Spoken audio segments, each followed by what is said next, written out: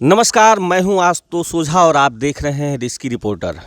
और आज हमारे मेहमान हैं कप्तानगंज विधानसभा 308 के युवा और दमदार नेता आदरणीय दिग्विजय सिंह राणा जी।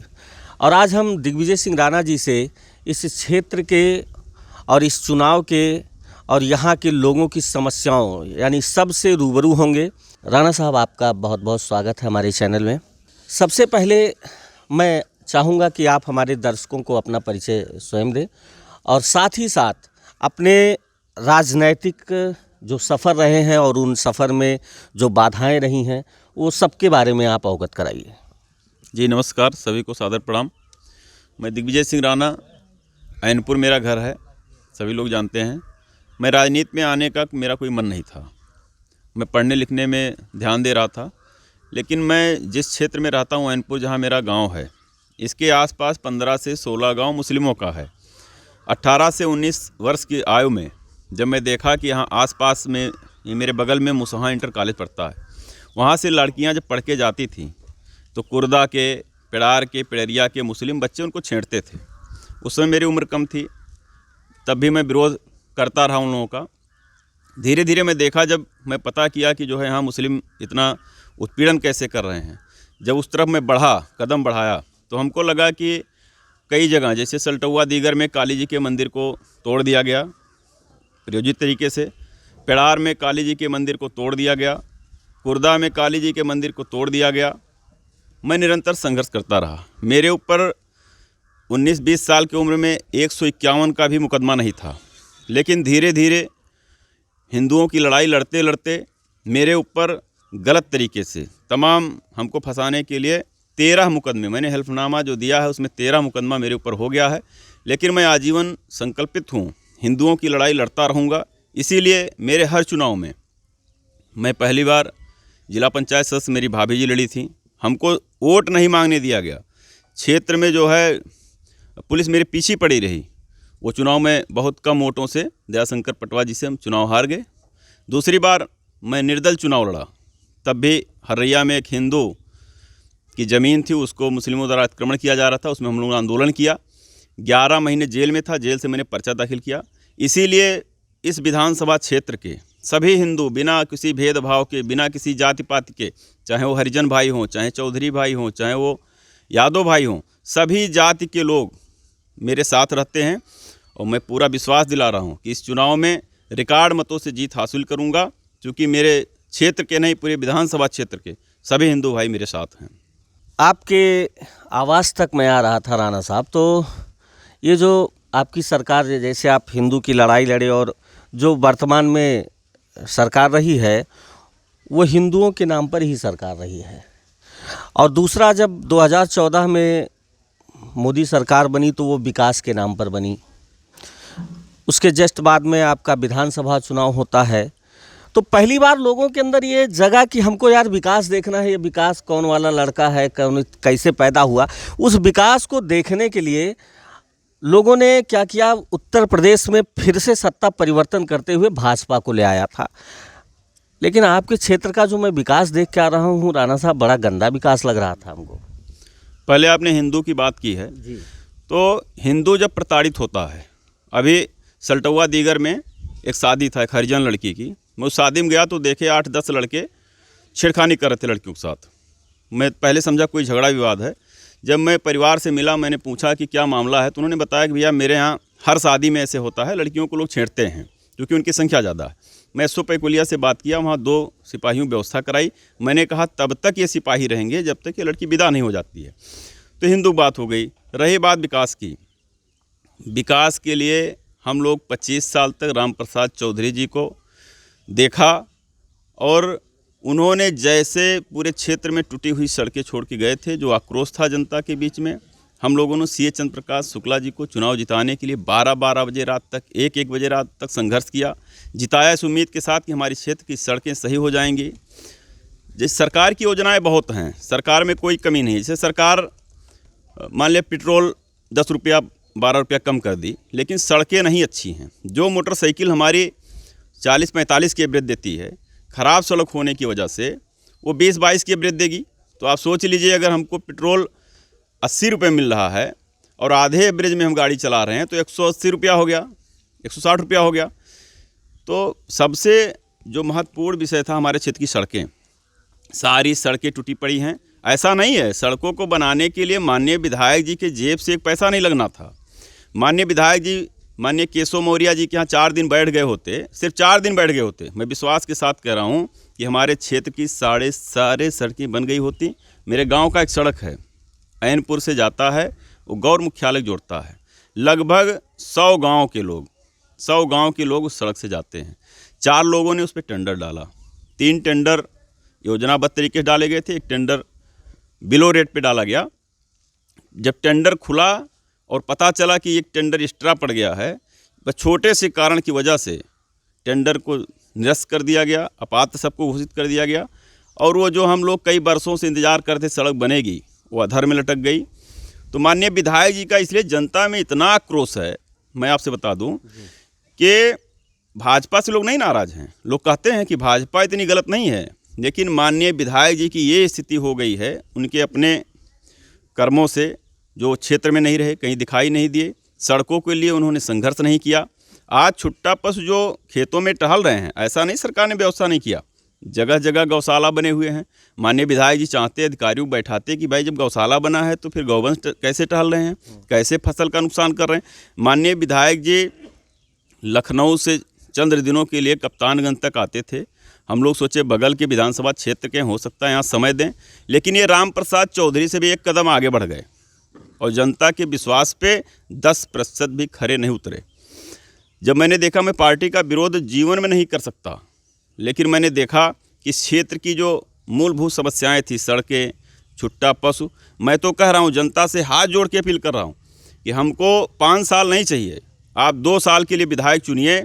2 साल में अगर मैं सड़कों को नहीं सही करा दिया, छुट्टा पशुओं को पकड़वा करके उनके स्थान पर नहीं भिजवा दिया, तो 2 साल बाद मैं इस्तीफा दे दूंगा। आप फिर जिसको चाहिएगा 3 साल और एक विधायक चुन लीजिएगा, हमको सिर्फ 2 साल का अवसर चाहिए। अच्छा, आपके यहाँ की जो जनता है, आप चुनाव मैदान में हैं, ठीक है, और आपके साथ में हर वर्ग जुड़ा हुआ है। उद्देश्य क्या है आपका कि आप राजनीति में और सक्रिय रहे, उसके बाद आज आप विधायक के लिए अग्रसर हैं, तो क्या उद्देश्य है आपका इस क्षेत्र के विकास को लेकर और यहाँ के लोगों की समस्या को लेकर? ये मैं आप ही से जानना चाहता हूँ। सबसे बड़ी समस्या सड़क की, पहला काम मैं करूंगा सड़क का। दूसरा काम है, किसान परेशान है जो गौवंश उनके फसलों को नुकसान कर रहे हैं, दूसरा काम मेरा और रहेगा। अस्पताल में कहीं कहीं अस्पताल में पशु डॉक्टर नहीं, आपके गवर्नमेंट डॉक्टर नहीं है। आपके बगल में बेलघाट में हॉस्पिटल है, वहाँ तक आज तक सड़क नहीं बन पाई, पिच रोड नहीं बन पाई, वहाँ भी डॉक्टरों की कमी है। तो हम ये भी देखेंगे कि चिकित्सा व्यवस्था, बच्चों के लिए कोई ITI कप्तानगंज विधानसभा क्षेत्र में कोई विद्यालय नहीं है। शिक्षा के क्षेत्र में भी बहुत पिछड़ा हुआ विधानसभा क्षेत्र है। इसलिए मैं चाहता हूं कि कप्तानगंज को, मैं हकीकत में विधायक जी मन से कहते थे कि कप्तानगंज को आपने कप्तान दे दिया, मैं इसका आज विरोध करता हूं आपके सामने। जब आप कप्तान बनाने की कोशिश करेंगे तो कप्तान का काम होता है कि फील्डरों दौड़ाता है, तो अपना तो कप्तान बन गए, जनता को फील्डर बना दिए। यहाँ बैटिंग करना है, चौथे नंबर बैटिंग करना है, वहाँ फील्डिंग करना, वहाँ करना। मैं कहता हूँ कि मैं यहाँ के जनता को कप्तान बनाऊँगा, मैं फील्डर बनूंगा। मैं जनता से विश्वास दिलाना चाहता हूं कि आप कप्तान बनिए, हमको दौड़ाइए, हमको कहां जाना है, क्या करना है, आप तय करेंगे। इस विश्वास के साथ मैं चुनाव लड़ रहा हूं। आपके यहाँ पहुँचने से पहले जब मैं कुछ ग्रामीणों से आपके बारे में जानकारी लिया, तो हमको ये भी पता लगा कि अपने बचे हुए समय में आप खेती किसानी का भी काम करते हैं। तो जब आप खेती किसानी का काम करते हैं तो आपको किसानों के दर्द के बारे में कुछ ज़्यादा ही पता होगा। और अभी ज़्यादा समय नहीं गुजरा है, किसान खाद को लेकर बहुत ज़्यादा परेशान रहा है। तो एक तरफ यह सरकार जहां सड़क की बात, जो सबसे बड़ी समस्या आपके क्षेत्र की रही है, और दूसरा ये कहती है कि मैं किसानों के लिए प्रतिबद्ध हूं किसी भी कार्य को करने के लिए, तो फिर अभी ये समस्याओं से जूझना पड़ा है। आपसे क्या उम्मीद करें यहाँ के किसान, जो कि आप उस कार्य में लिप्त हैं? अब देखिए, किसानों की बड़ी समस्या, व्यक्ति के जीवन में सड़क बहुत महत्वपूर्ण है। किसानों को बहुत बड़ी समस्या है कि आपने जैसे 10 रुपया सरकार ने गन्ने का रेट बढ़ा दिया कुंटल पीछे, ठीक है, लेकिन सड़क खराब है। हमको अगर मिल तक जाना है, भवनान शुगर मिल तक जाना है। आपने 10 रुपया कुंटल पीछे बढ़ा दिया है। 50 रुपया कुंटल पीछे मेरा भाड़ा पड़ जा रहा है। ट्रैक्टर खराब हो जा रहा है, ट्राली खराब हो जा रहा है। 2-2, 3-3 दिन रास्ता खराब होने की वजह से जाम लगा हुआ है। तो सबसे महत्वपूर्ण ये है किसानों के लिए भी कि हमारी सड़कें अगर अच्छी नहीं होंगी तो हम मिल तक नहीं पहुंच पाएंगे, गन्ना सेंटर तक नहीं पहुंच पाएंगे। सेंटर पे वहीं गाड़ी फंस जा रही है, बेचारे 2-2 दिन सेंटर पे पड़े हुए हैं। 80-80 रुपया प्रति किसान से गन्ना उतारने के नाम पे धनुगाही करती है मिल। अब चूंकि हम जिला पंचायत सदस्य, मेरी पत्नी है, मैं प्रतिनिधि हूँ, जिला पंचायत सदस्य की इतनी हैसियत नहीं। हम लोग SDM से मैंने बात किया था कि मैडम किस तरीके से हो रहा है। अब मेरी बात को इतनी गंभीरता से नहीं लेते हैं। अगर मैं विधायक हो जाऊंगा, मैं विश्वास दिलाता हूं, आज जो वृद्धा पेंशन, विधवा पेंशन के लिए लोग चक्कर लगा रहे हैं ब्लॉक से लेकर और बस्ती तक, मैं जिस गांव में जाऊंगा उस गांव मेरे साथ अधिकारी जाएंगे, वहीं उनको तय करना पड़ेगा कि इनका विधवा पेंशन, वृद्धा पेंशन, आवास इनको कब दे रहे हैं, और वहीं उनसे मैं लिखित लूँगा कितने दिन के अंदर ये होना है, यहीं तय कर दीजिए। और मेरे विधानसभा क्षेत्र का एक भी व्यक्ति कार्यालय में किसी चक्कर नहीं लगाएगा, ये मैं पूरे दावे के साथ कर रहा हूँ।